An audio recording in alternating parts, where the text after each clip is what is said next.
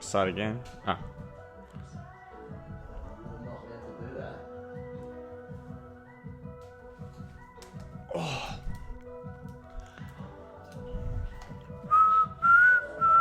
We are just going to guess. Zoom in levels. Maximum.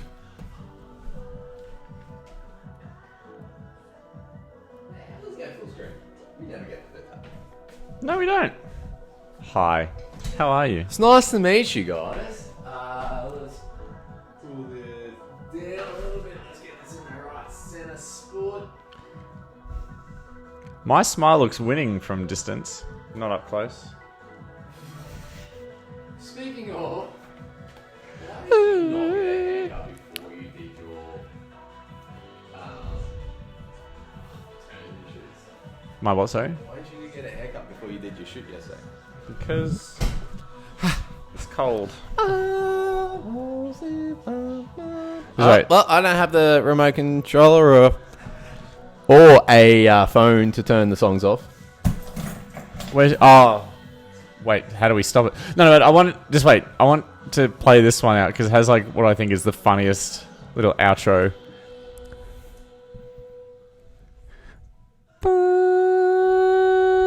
Butterfly 3000. Yeah, this. But then like, it's the drums right at the fucking end. I'll do them for you.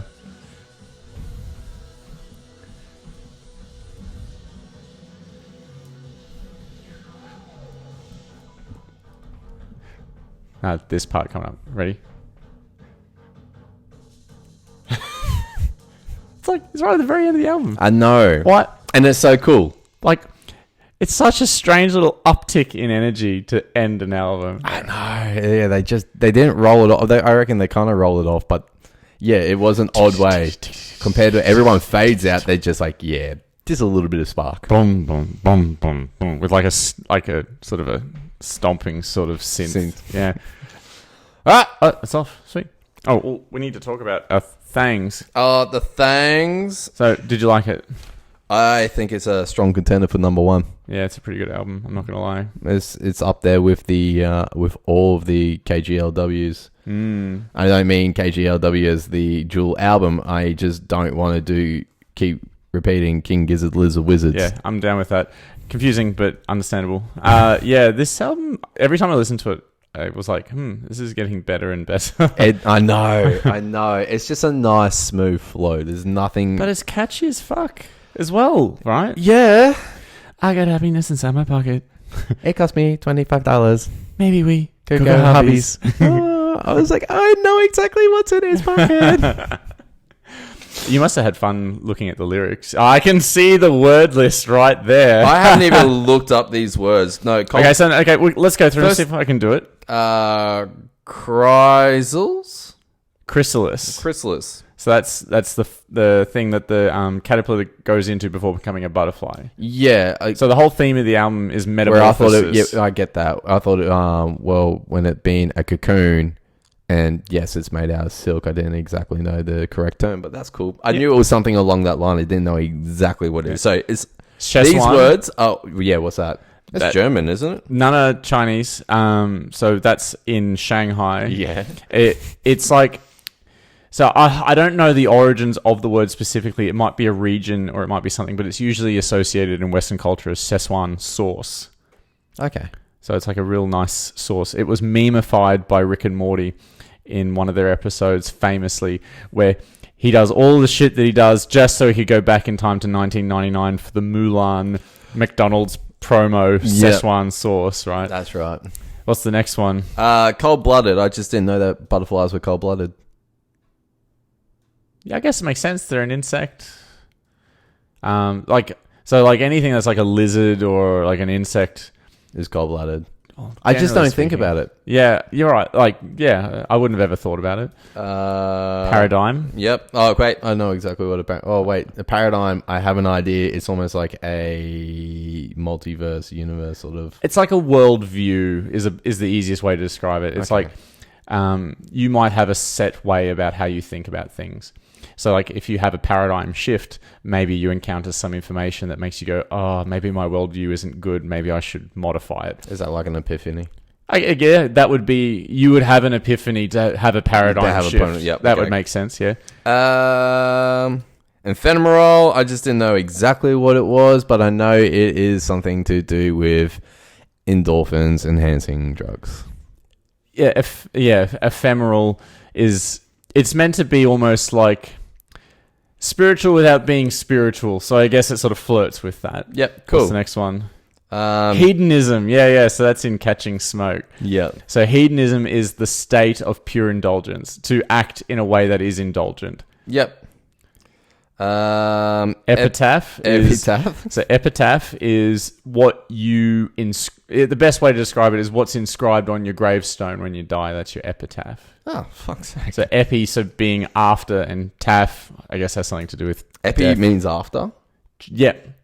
Okay. So an EpiPen. I mean, that's what the prefix can mean. Yeah. So like an EpiPen, you have the event, and here's the thing after the fact to make you less dead, which is not to be confused with the next word, which is Epicureanly. So epi. I had to look this one. I had no friggin' idea. Epicureanly. Yeah. So Epicurean is either a Greek god or a Greek figure that represented hedonism, which is why it's used in that. In the same Epicureanly living La Dolce Vita is the line in the song, which is basically means you're self-indulgently living the good life is what that line means. What's that last word? I'm pretty sure that says dishonest. Dishonest. I don't think it is. Dissonance. Dissonance? Dissonance? Yeah. Is that what the word is? DISSONANCE.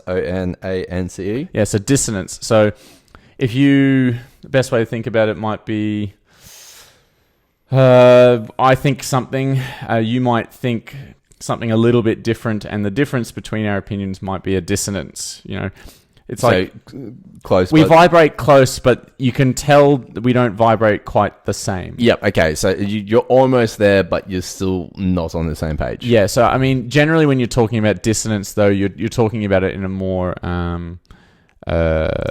negative and probably a bit more extreme. Use case. It's like I'm thinking more of like the guitar dissonance. Like you could play a note, and then if you play like the next note up, it sounds dissonant to your ears because it's very similar, but they don't mix together well. Okay.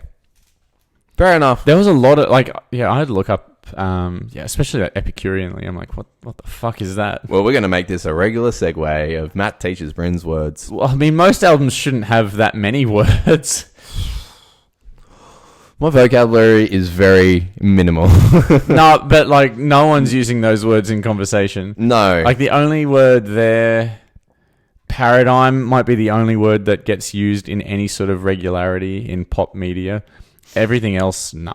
People say that, I'm just like, I know that word. I've heard it so many times. I just do not know. It's like, it's knowing a word, but then knowing the exact meaning to it. Yeah, and applying it correctly. Yeah. Because you don't want to go, yes, I can see that you're very dissonant. And it's like, I'm just eating my lunch here. Goddamn. So now you know what they are. So if you want to use them as part of explanation, feel free to. In Shanghai, did you feel like for a moment there was quite an Asian sing? Yeah. Are we borderline racists on this moment? Nah, I would say it had an Asian flair to it. I think we know this album fairly well. I've listened to it 4 times a day. I listened to it a fair bit. I definitely listen to it more than once a day. Oh, goddamn, yeah. It's so easy to get through. Sometimes you don't find yourself wasting. No, but we're getting our shit. So obviously we're vibing the album. Yep. So here are some other things. So I think the best description of this album that I found when I was looking around is synth dream pop. I did find dream pop. I originally was going to say it's along the line of psychedelic, but I was like more along the line of it's synth lucid. Like, is it elucid? is dreaming. What's the? Yeah, So lucid dreaming is where you feel awake in your dreams. Yeah, I would say this is more along the line of like lucid pop or psychedelic loose feels. Psych synth is probably also acceptable, but it has so many pop qualities because it's very high tempo. Well, yeah, but without being inaccessible. So pop is more about the accessibility. How easy is it to listen to? How catchy are the songs? And even though like sometimes it can be hard to hear what he's saying at times, I think it's actually pretty catchy. Yeah. There's also one other word I'm going to use. There's another word you missed. How did you not get anamnesis? I had to look that word up. Amnesis? Yeah. Anamnesis. Oh, I misread that. That was in dreams. Yeah. And shit. I just thought that was like anamnesis. So there are a lot of different words it could be, but anamnesis is, I think it's the act of falling asleep. Right? So there's like... Anesis would be the same as being put under the wall. So an anesthetist, is the one who puts you to sleep. Anesis is while you are going to sleep. Anesis. Yeah, so... is the act of falling asleep. I feel like that's a crude way of explaining it, but I don't even have a better way to explain it right now. See, that's why we do this game. I was like, shit, surely Bryn would have, of all the words to miss, that was the one that stuck out to me. Word I'm going to use is cross-eyed auto stereogram is what you would describe the cover as. It's quite funky. I like the magic eye shit. That's what it. Does it have a hidden image? Is it a butterfly? It would have to be a fucking butterfly, wouldn't it? If it is, like you need to go get the vinyl record to figure it out. Okay, sorry. Anamnesis is recollection, especially of a supposed previous existence. So I mean that has probably ties. That has astral plane qualities to it. Astral plane is the one I'm trying to think of. Oh well, astral. This album's like sort of is an astral plane album. Well, I need to astral plane pop psych. So if the astral plane, I need to have a look at this album cover image because if it is that lucid dream, easy astral plane.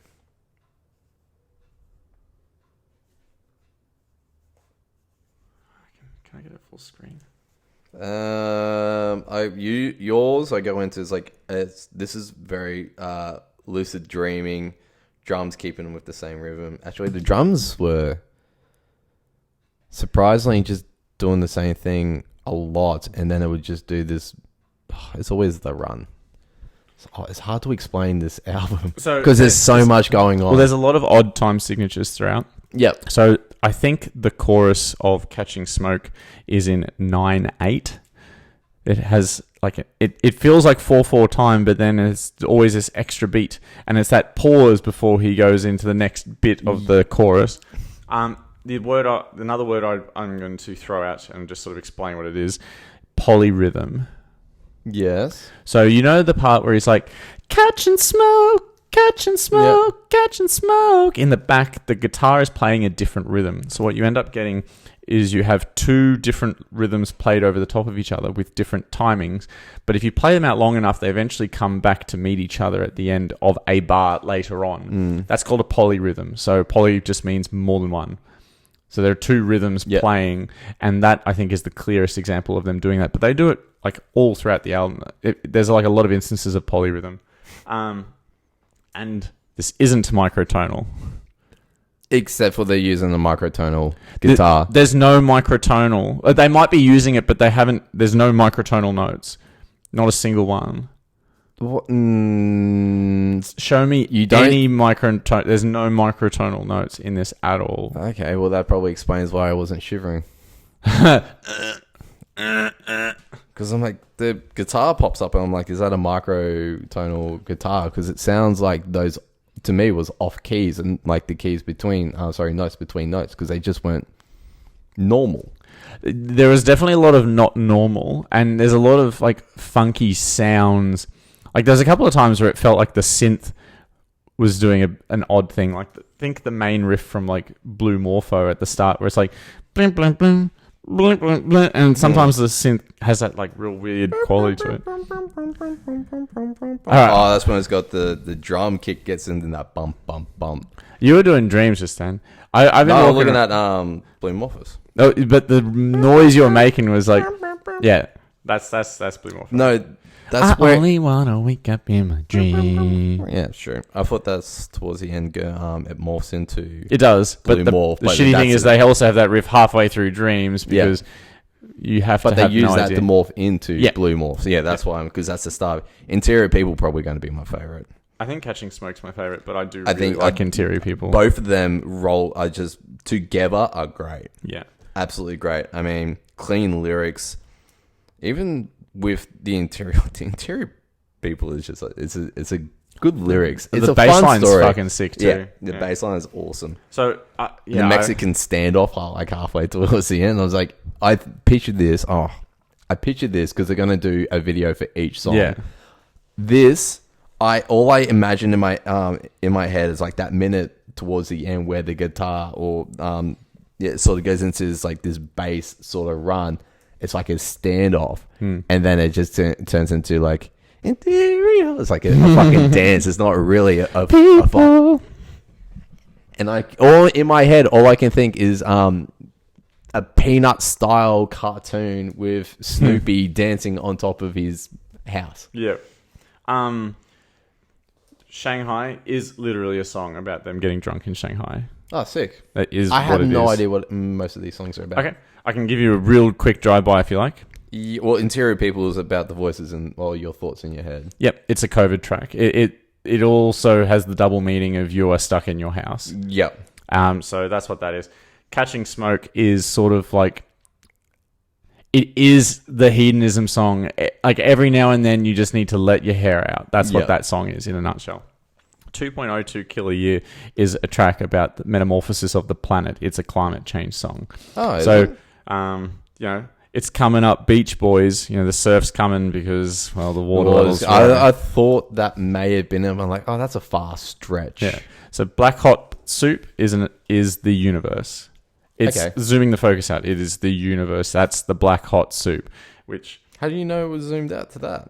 I must admit, I did go deep diving. You went very deep diving. Okay, cool. Because I did not find much. He had an interview where he basically went through all the tracks. I'm like, fuck yeah. I tried looking for Stu McKenzie. Yep. Which I found it completely by accident. I was just looking up the lyrics, and then I went on the podcast looking for interviews. I just type in Stu McKenzie and just see what comes up. I'll see if I can find the interview for you. But that would because I fucking need that. So I need that sort of shit. That makes this good. So Butterfly 3000 is a song about Stu's daughter.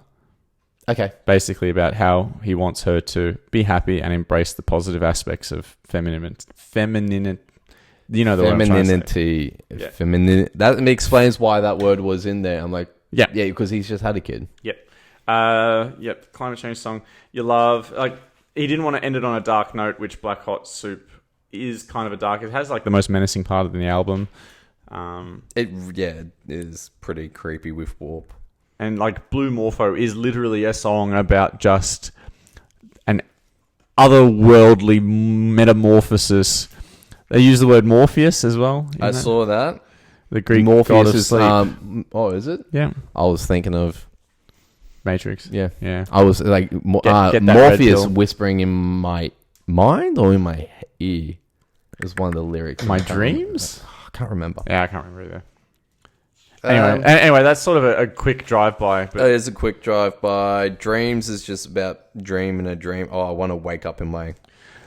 I only want to wake up in my dreams. So this is, I think, world's a crappy place, but my dreams are nice. Wouldn't it be good if I could just wake up there? That, yeah. There's not really too much to dig into that because it's a fairly simple one. It really is just that one line, then followed by a bunch of others after. I thought he was just repeating the same thing over and over again. I only feel awake in the night. Anyway, we should probably do the podcast. Yeah, let's. We're at 20 minutes. Unless you have any other factoids. I don't have no fun facts for this at all, except for this album is epic with a K at the end because you should pick it. And the K is for kick-ass. Epic. Very good. All right, start us off. That was the best I could do. Welcome, CDR. I am Bryn. This is Matt. This is where we give our very unprofessional opinion about albums and music, coming from people who are not musicians and slightly better at being a musician. Maybe. This week we've been listening to the second album of the year by King Gizzard, Lizard Wizards, which we're just going to go with KGLW from now on. Yep. This is their 18th album, coming in with Butterfly 3000. I think they dropped a member this time because I couldn't find Lucas Harwood in there on the list of names. I mean, they have so many members, it would be a surprise if they could keep them all the entire time. Well, right? It's a surprise with Stu McKenzie, who's now the manager, the producer, the mixer, the songwriter. That's right. There was someone who left, but to run the business. Yeah. And he is absolutely thriving. This is their first album on their own label, KGLW. Some have looked at we've been talking about, we're thinking that the cover is sort of a magic eye. I call it a crossed eye auto stereogram. Of course you do. And Matt thinks if you if you get a vinyl, please let us know. If you get close enough, pull back if it's got a butterfly on it, because that would be sick. I would like to know. It has to. As soon as you said that to me, I'm like, oh my God, that makes so much sense. It'd just be a fun thing to add in. Like, absolutely. They do a lot of fun things all the time. You know, they're not going to stick to one genre, as we've already seen. So they're free to be as creative as they would like to be. Yeah. I feel like this album is heavily keyboard focused. Yep. I mean, the guitar pops in and out all the time. Drums are running. Oh, you'll tell me more about all of this. I think in the short amount of time I can tell you, this is an acid trip. This is a astroplane, lucid dream, easygoing, chilled album. Yeah, synthy dream pop, I think, it captures it best. But lucid astral plane experience is probably not a bad way to put it either. If you're not doing drugs, just close your eyes. You're going to get close. Yeah. I wouldn't know, but we would just say yes. We have listened to the shit out of this thing. Quite a number of times, I think. It's hard not to. Like, it's obvious that we're a fan, and they can't really go wrong. I mean, they probably could go wrong, but they aren't. Not this time. And it's a strong runner for number one for me this year. Yeah, this album, I mean, I don't know what your experience was like with the album this week, but for me, the first time I listened to it, I was like, oh, you know, these songs are kind of cute. Like, they're pretty chill. The vibe's real just easy going. And then every single listen, I'm like, oh, gee, that's a little bit more complex than I thought. Oh, gee, this is actually really kind of awesome. And then by the end of the week, I was like, oh, man, there is a lot in here. There is so much happening within one song that I can't explain. I just cannot explain what's happening. And so I'm going to rely on you. I think I vibed it more and more as the week went on as well. And once I started picking up certain lyrics and started singing along, I was hooked, line and sinker. Absolutely. How was your week with it?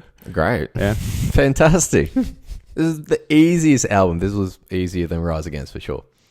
Oh, yeah, absolutely. Yeah. There was enough variety and ideas to keep me interested from day one. And the fact that it was kind of poppy and catchy just meant it was just a totally easy listen. There's no real aggression. It doesn't demand much of you, but if you want to go looking for complexity, it is there. It is everywhere in this album. And each song is very much individual to all the rest, but they flow between each other like King Gizzard does so well that you know where the songs end and where they start. But there are sometimes, especially in Catching Smoke, where I'm like, I thought it ended twice. Yeah. It's a 6.5 minute song. Yeah. I thought it ended twice, and then it finally ends. I'm like, that's right. That's where it is. But each song is completely separate and different, and it's just a clean, smooth flow all the way through. Yeah. It doesn't shock you. It doesn't. Yeah. It doesn't break the attention span either. So it's not one. It's not one note, even though it is very synthy. They throw in all elements that they throw in. Interesting guitar work. They change it up. They have the occasional electric. They have some fairly like pleasant acoustic, menacing acoustic at random times, but only in between bits. And the synth throughout is bright, chirpy, and catchy in the best possible way. Yep. I think this album also had like the longest list of words that we had to look up. We're starting a new segment of words that Bryn doesn't know. and may as well start it up. Words that Matt didn't know. I'd look up several. No, well, I feel we should just come in with the words that I don't know, see how many you can knock off, and then maybe look up the ones he doesn't. I mean, it would make for a pretty boring podcast, but not like the Thesaurus podcast or dictionary.com. Oh, whatever. Maybe just pick one or two. Like for me, no. If there's a lot, I'm coming in hard, and we'll pick out the best ones. Okay, pick out the best ones, then we'll just edit properly. Oh, poor Cass. That's me. Yeah. So Epicureanly is the one that comes to mind. Like that, I just sort of my eyes glazed over. I'm like, what the hell kind of word is that? And it comes in the phrase, it's like Epicureanly living la dolce vita. It's like, okay. Did you check out La Dolce Vita? Yeah. So la dolce vita is the good life. Is the good life. Basically. It was a movie from like 1950s that was banned by the Vatican. What was it? Like a It was probably hip thrust or something. Oh, Elvis Presley on the front cover. He's long dead. Yeah, he long banned. He gone. What the fuck are we doing? We should probably go through the songs. Let's go through the songs. We don't want to take too long. We're already 6 minutes in. How many songs? 1, 2, 3. 10 tracks on this, running at about 40, low 40s. 41 minutes. It's a pretty short album. Yeah. Starting with Yours, and this really does ease straight into it. And from the first song, you know what you're into. It's a pretty pleasant track. It doesn't sort of go to any highs or any lows. It's probably not one of the stronger tracks for mine, but its vibe is very... it's heartwarming. It's just like, me, you, ethereal sort of singing. It's a pretty pleasant track with a pretty cool bass line too, actually. The bass line throughout the entire album is sick. Like, I think the bassist gets not enough credit, mainly because I'm a guitarist and that means I'm diametrically opposed to bassists. But the bass riffs that they have on this album, and pretty much all throughout the King Giz stuff, is great. And this track is no exception. That's not knocking any of the other musicians because they're all pulling amazing stunts out. Well, some of them. Or who's not? I'm not going to name names, but come on, bassists, mate. What? You talking in KGLW, all the members? Oh, you're talking about KGLW? I'm not talking about the other... No, I'm talking about bassists worldwide. Yeah, don't worry, I'm not going down that track. I have no say in that. Anything else to say about yours? No, just except for I do like the drums and the keyboard playing together with the lyrics at the same time when he's... It's a real King Giz-ism, isn't it? Sort of the keyboard or synth line playing with the notes of the vocal line as well. They tend to do that a fair bit. I found that the keyboards was almost like a backup singer as well. Yeah, it flavors the sound so that you sort of don't really know what's the dominant force. Is it the vocal? Is it the synth? But it's totally easy listening and vibey, and it doesn't even matter if you don't pick up on the lyrics as well. That's kind of the theme as well with King Giz. With King Giz, generally speaking, is that lyrics are optional. Lyrics are fun if you sort of go around and sort of dig a little bit deeper, but you get the vibe so quick and early, you can just sort of close your eyes and just go with it. You can easily not pay attention to the lyrics or the singing and still enjoy this album. I mean, and then you get Shanghai when... So, okay,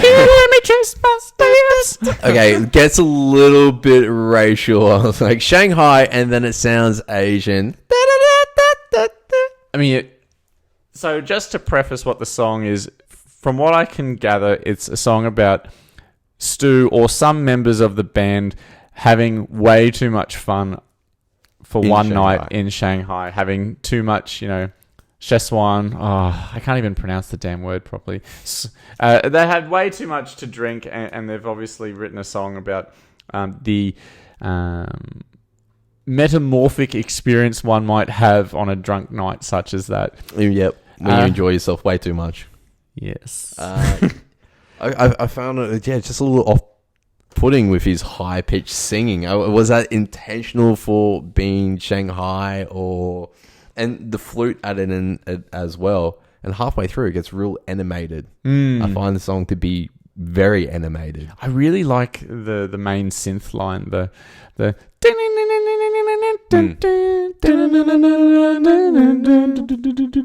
and like that little stop bit at the end.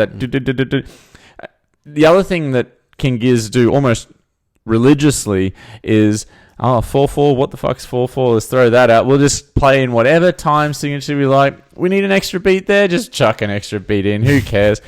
It'll line up at one stage. It'll eventually line up, and if it doesn't, let's just put some synth over it. It'll be fine. Do it a few times, and we'll just pack it up. I quite like this track. Hey, it grew on me. Even the nasally verse singing. Look, from Shanghai through the rest of our album is great. As I feel, yours is probably the lowest point on this album, even though it's still a good song. Yep. But after yours, it just gets better and better and better and better. I mean, each song after this is awesome. Well, I mean, for me, Dreams is the song that I sing around the house. That was the song that like got stuck most in my head, and you annoy your partner with it.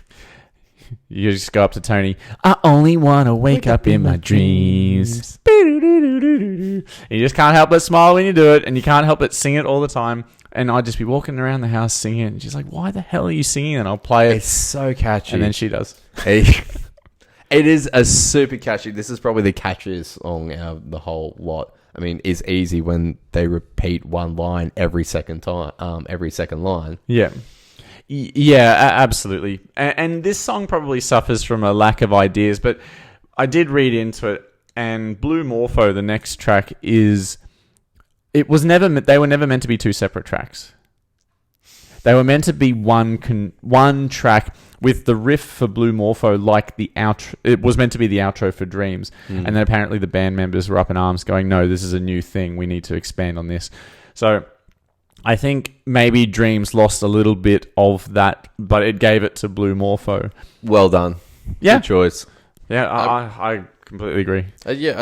Even the ending with its fades is like that little floating away. Like there's always these moments where you feel like you're in a dream.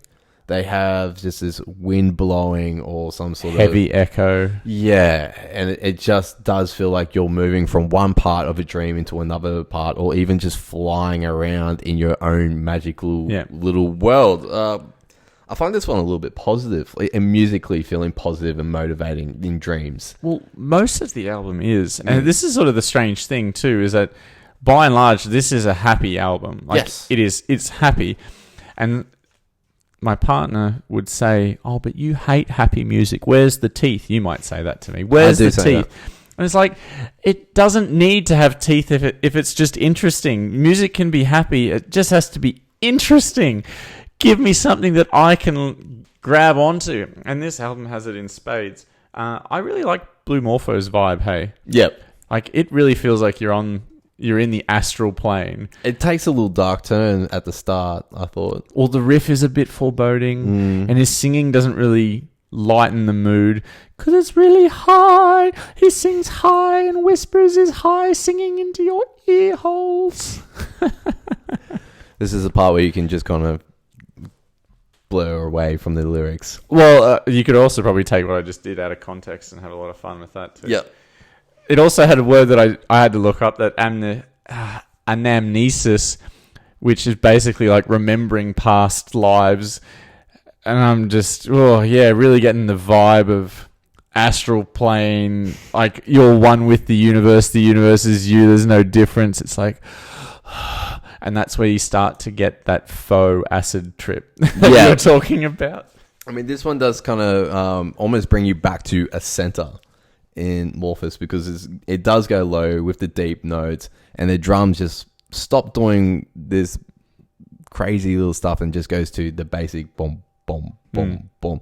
And it's so simple and effective for this song. It just draws you into where is this next going. It sets it up. It just, with the echo singing as well, it's like you are now moving on to another stage. You're done with morphing. Morpheus has been in your ear or your mind, and I can't remember what it was. Yeah. But yeah, it's great. You move into these songs are just moving on. I can't stop just losing my shit at how good it is that they just do this flow of shifting and changing and taking corners, and it's just so easily to do. Yeah. They turn corners naturally. You move into the next song, and it's like, oh yeah, this is the most obvious thing in the world. It's not jarring. Yeah. It's not like you're getting whiplash or pulled in a direction. You're literally in this flow on a river, just going through the bends. That's a good way to describe the album. It's like you're flowing down a river, and it's just. But I'm thinking like Calypso Beach at Wet and Wild, where there's no one else around, rather than like a river rapid. Let's distinguish what river we're going down. Yeah, okay. Did you like Interior People? Interior People was probably one of my... Interior People and Catching Smoke, which roll into each other, are probably my two favorite. Well, they're definitely my two favorite. I'd say Catching Smoke is the better, but I would not begrudge you liking Interior People. No, I don't know what's about Interior People. I think it's mainly around the singing that I kind of enjoyed it. It feels like a more... It felt like a more full track in the mix. It felt like a more traditional type song, less like dream poppy, more fleshed out. It felt like sort of just straight up pop, really. A little less synth influence, but the messaging, this is your standard COVID track. You know, we're interior people, and you can take the analogy to be literal, we're stuck in our houses, or metaphorical, I'm stuck in my brain. Yeah, I really quite like this track. This is a kind of a mind-bending song. You know, I felt someone's hand on my shoulder, turn around, they're back in my head. And towards the end, you must be going into just this crazy mind state of insanity, because it goes into when the guitar comes in. I thought it was microtonal. He's telling me it's not. Yeah. But it feels like a standoff is about to happen, and obviously it's between you and his mind, and it just ends in this my own thought, and my own dream of this is like a peanut animated dance off towards the end with Snoopy just going nuts. And I love it. I can't help but imagine a cartoon story to this. Sure. Yeah. Completely. I can't imagine it in my head, but like this album has that effect on you, I think, because I was actually going to mention for Blue Morpho, if I close my eyes and listen to it, so help me, I feel like I see the color blue. Like, that's how much of an acid trip I'm on by the time I'm on that track, right? Oh man, you think that's more of the acid trip? When you get the Catching Smoke, I feel like there's the hollow sound in the background of the Cheshire Cat floating behind it. Just the big grin. Yeah, just like coming in from one ear and over the other side, floating back and forth. I like that. I did it so well. This really has like an Alice in Wonderland flair to it. Now you mention it. Anything, definitely it does. Yeah. But any of those Disney movies where it's just like a little bit out there. Yeah. Oh man, I really like Catching Smoke. I think this was the best track on the album because A, it was catchy.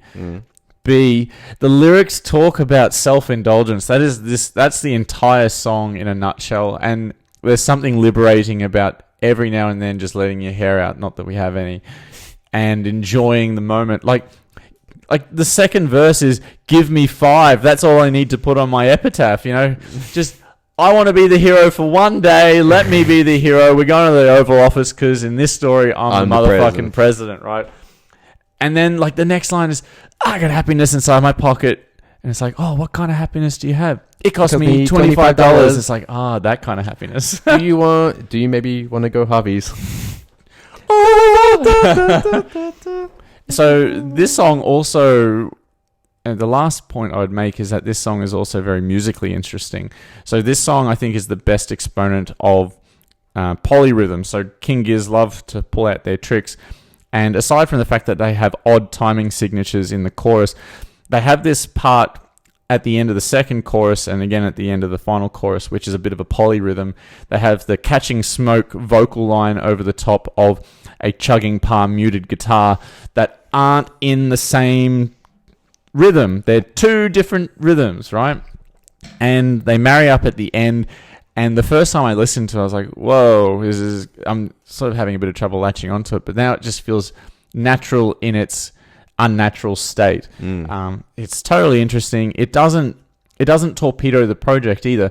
So the quintessential thing that I like to look to is you can do all these tricks, but does it still sound good? Yeah. And like I'd speak to Tony and say, hey, this is a polyrhythm section. Do you like this section? She's like, what's polyrhythm? And B, yes, I quite like this. This is fun. Catch and smoke. It didn't distract if you didn't notice. No, it's definitely not, because I can never pick up these time signatures like you do. I wouldn't even know how to count in time signatures. Well, so your 4/4 is just... Oh, I know that one. Yeah, but anything that isn't that, which basically is most of the album, if you're not... Like, I'm waiting for the vocal line to end on the beat, and then it never does, or at least not in a 4/4 beat. And so I'm always just like, I feel like I'm tripping over myself listening to the album, which immediately makes it interesting to me. And the fact that it still flows, it's not stilted, it's not jarring like, say, a Black MIDI track might be jarring in the way that they muck around with their timing. Most definitely is. So it means that people who aren't paying attention to it, they're not missing out on anything if they still vibe it. Yep.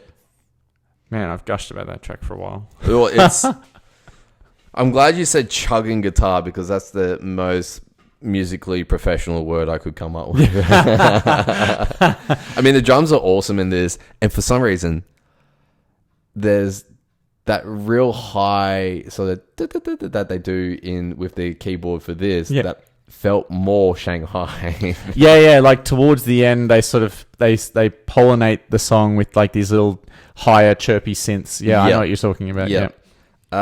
Cool. Sweet magic powers for that. 2.02 kilo year. Actually, I kind of thought this was like throwing me back to Chinatown for a little bit with hollow pipes and echoes fading in the background.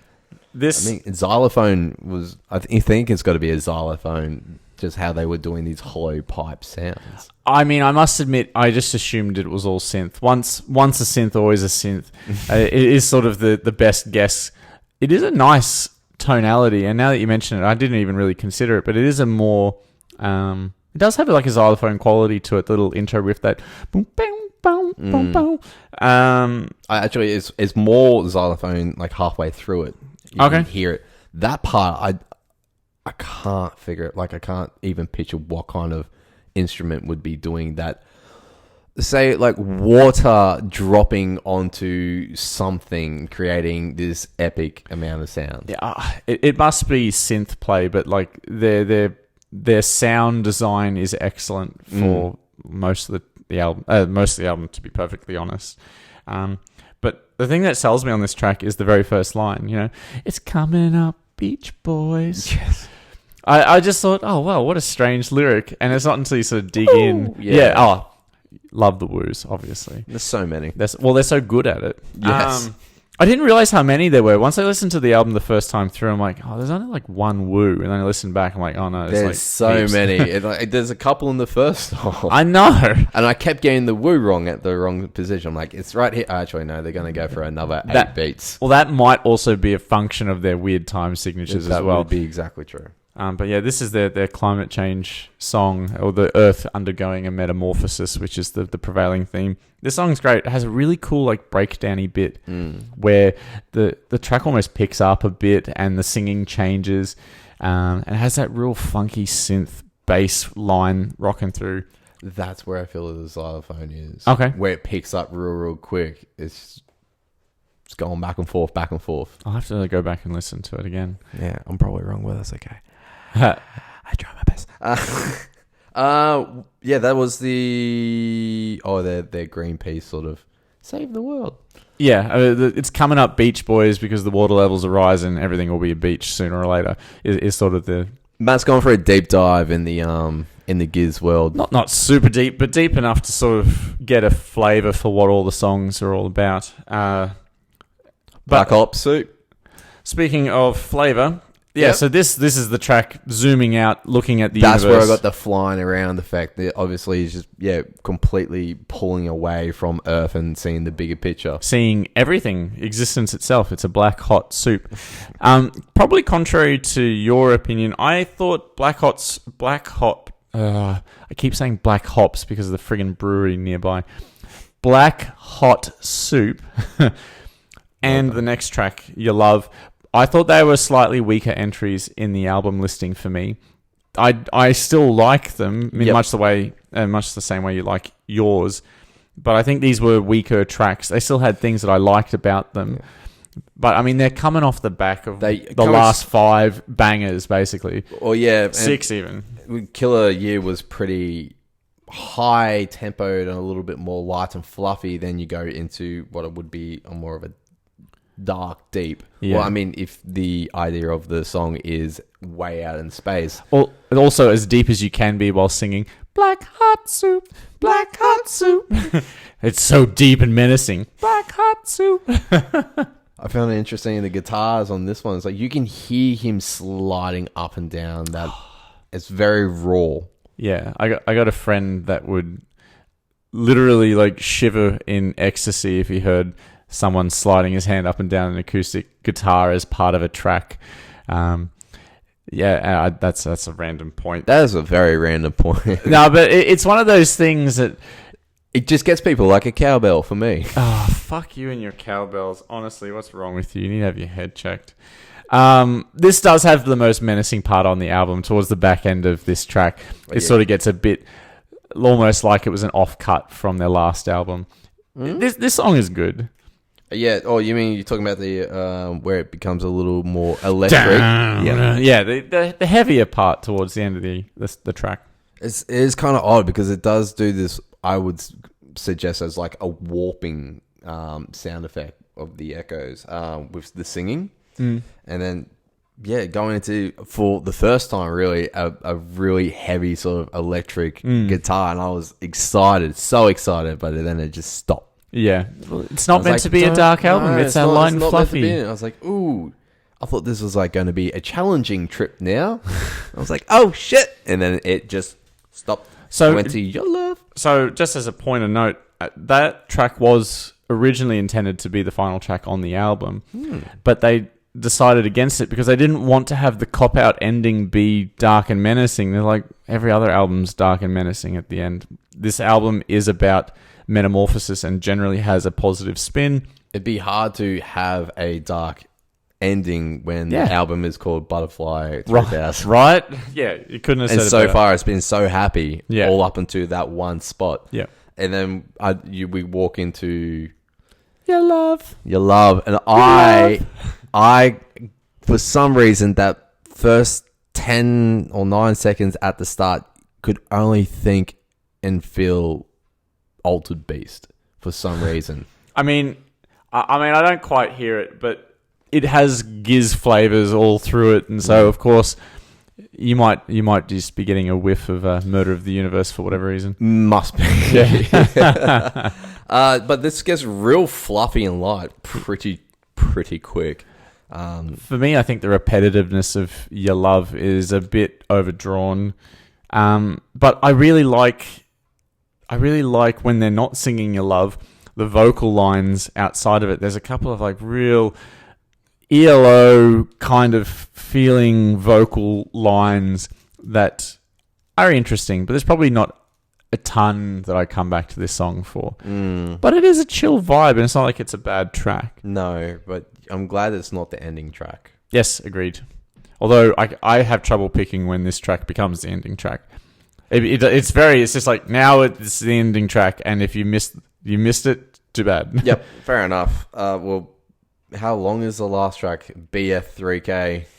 Butterfly 3000. It's only a couple of minutes. It's like even a minute and a bit. But I really like it. It sort of strips back. It's real light in its touch. It feels delicate, and that I think perfectly is encapsulated by well, the name of the song and name of the album, and I guess the rest of the album is. Yeah, do you think it wraps up the album pretty good? Almost like the butterflies finally come out of the dream or the cocoon. Yeah. And ready to fly, be as much as it can. Yeah, I think that's a fairly good analogy, because my understanding of this track is that this is sort of an analogy for the lead singer's daughter and wanting her to live a happy, fulfilling life, basically.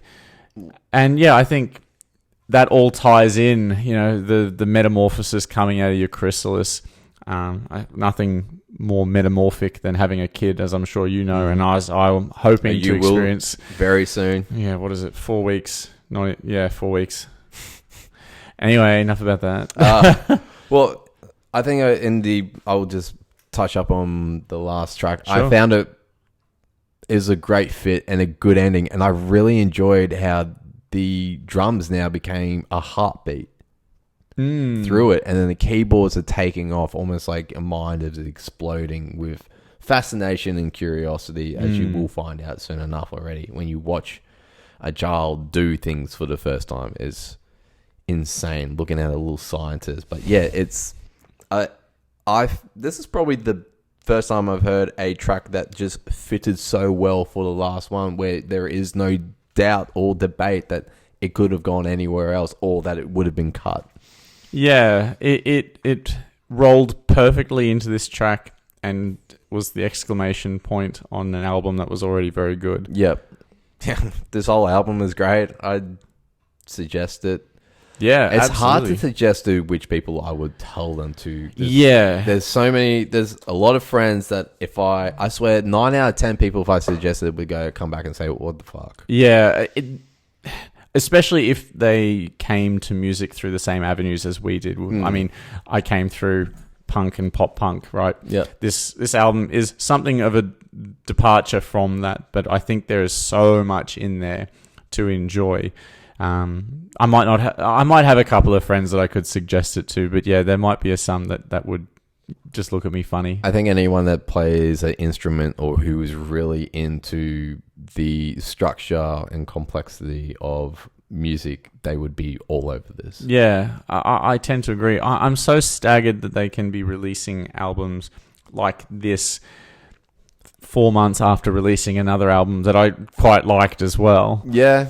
I mean, this is probably their chilled one, so they got another one coming out. It's going to be a jazzy one, because they already said they're going to bring out 3 albums this year. Oh, good on them. We can review it when it comes out then. I don't think they have a trouble with producing anything, because they're not trying to rinse and repeat and make the same thing over and try and stick to a sound. And as a band, I just imagine it would be tough to just try and keep everyone happy with the same sound, but be just a little bit different. Well, I mean, they've obviously got the winning formula. Just make a lot of albums and do every style, and then everyone's happy. Yeah, well, what they say, it's all a numbers game. I'm staggered, and knowing what their process is like. Everyone submits songs, and they have multiple projects going at any one given time, and they go, "Oh, is this song good for that project?" Yes. Oh, hey, look, 10 tracks. That's an album. Get it out there. I think they also do go into knowing that it's going to be a ride to get something good. They know that the song sucks now, but it will get better as time goes by. So they also have like a positive mind state to it too. Oh, yeah, clearly. Yeah, their enthusiasm for their craft is very evident, and they're the sort of band that you're excited to see what they do next. And it might even be a flop, but it sort of doesn't matter so much, because you'd still then be interested for the next one, because it's probably only 2 or 3 months away. Yeah. That's a good point. Yeah. You're always going to have one at least in 6 months. Yeah, you're as good as your last album, which means that King Giz gets so many opportunities to reinvent themselves. I mean, they're going to go 10 years and have 20 albums at the rate they're traveling. Yeah, maybe more. Oh, do you think they're trying to squeeze in 20 and 10? I don't think they're trying to do anything, but it may just happen that way. Well, if they bring out another one this year, they only got to do one more, and they started in 2012. 12. Find out what month that was, and let's see if they knock it in the day before. Perfect. Love it. Next week. Oh, wait. Final thoughts. This is a very, very good King Giz album. I'm almost tempted to say their second best. Infinity. Nana Gun Infinity opens the door. Are you going to ask me what the score is? You want to guess? What are you going to do, Brinny Boy?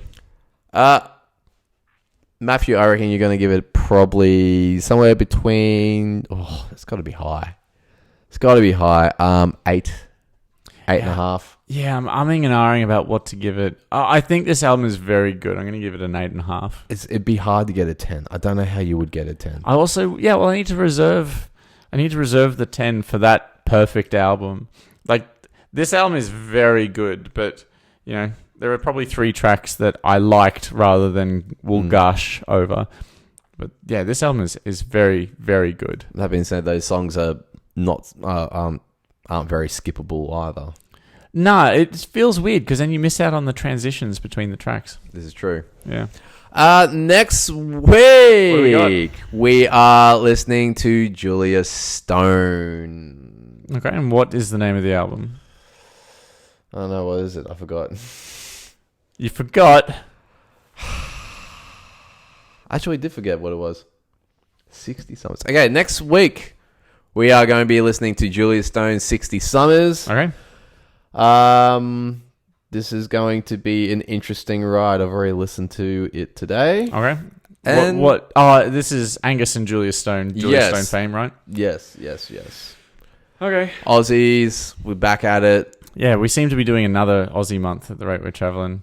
It's fun. There's a lot of Aussies bringing stuff out.